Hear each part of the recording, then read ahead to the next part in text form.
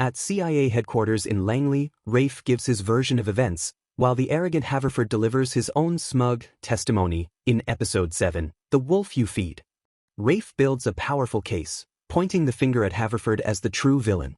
But Haverford, drunk on his own power, savors the moment, convinced that no one and nothing can touch him. Meanwhile, Ben Edwards lays bare the wounds of his soul in a letter to James Reece. He reveals his disdain for the bureaucracy that betrayed him, a system that destroyed his faith in his nation, his brothers, and the very foundation of the oath he once swore. Someone has to hold them accountable, Ben writes. And he means it. With resolve hardening, Ben sets his plan into motion.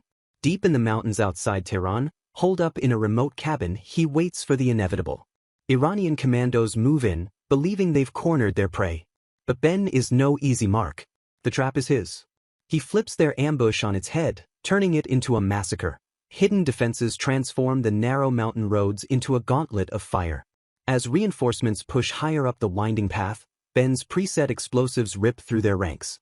Inside the cabin, chaos erupts. As Pink Floyd's haunting brain damage echoes through the walls, Ben fights like a man possessed. Explosives detonate. Covert tunnels collapse. Soldiers flood in, but one by one he cuts them down. When he finally bolts for the tree-line, a storm of bullets rains down. For a moment, it seems he won't make it out alive. But then, salvation.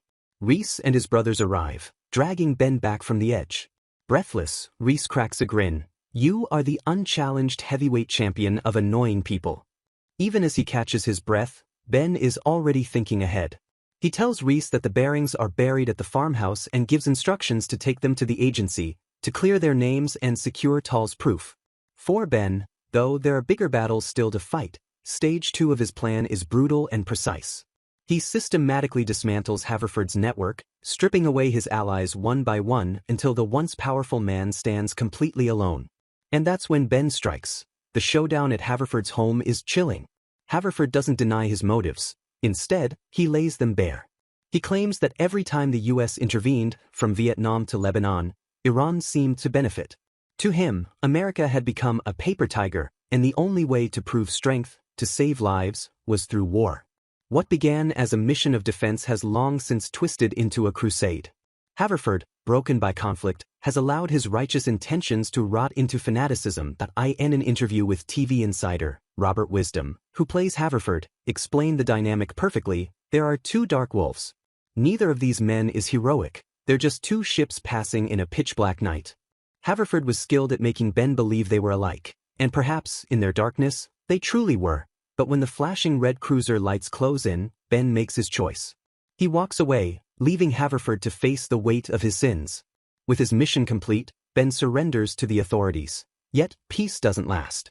Over the course of a year, Ben realizes a painful truth. He will never belong to the quiet life of a civilian. The shadows still call to him. And so, he returns.